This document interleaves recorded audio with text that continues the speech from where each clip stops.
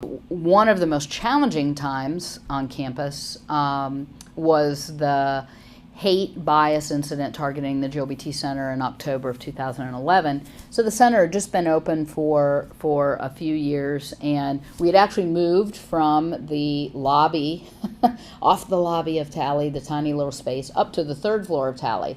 So when you came off the elevators, you open the door and bam, there's the GLBT Center. So that was kind of cool. The Tally back then, Tally Student Union, was not well used. Not a great space. Definitely not a destination. It was a pass through from Carmichael to get to any place else on campus, and now it's this amazing physical place.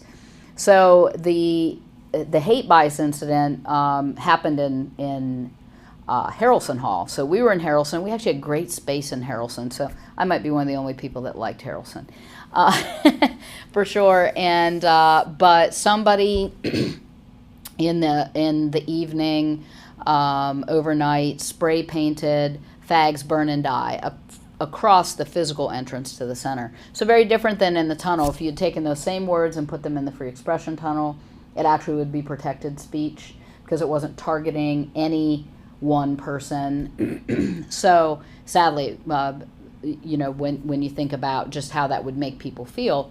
But once you take those words and you put them in the space that is our space and our home, in essence, then it makes it different. We still don't know. It's an open case with the police. We don't know who did it. At the time, there weren't cameras. There are now in many places on campus.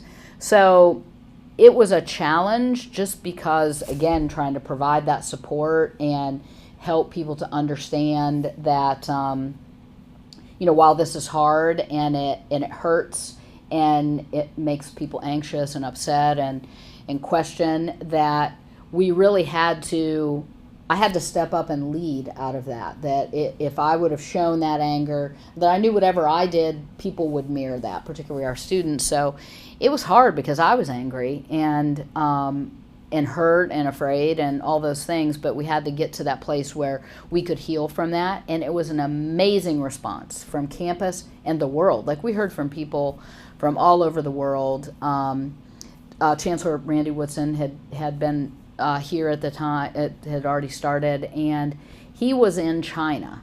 And I remember getting emails from him while he was there, and of course people from on campus, but just making sure that people knew that there was support, that they couldn't take away what happened, but to know that, the support from the university was unwavering and very visible. So we had this huge rally on the Brickyard outside of Harrelson, and there were thousands of people there. And so it was pretty amazing, even though it was all wrapped up into one of the biggest personal and professional challenges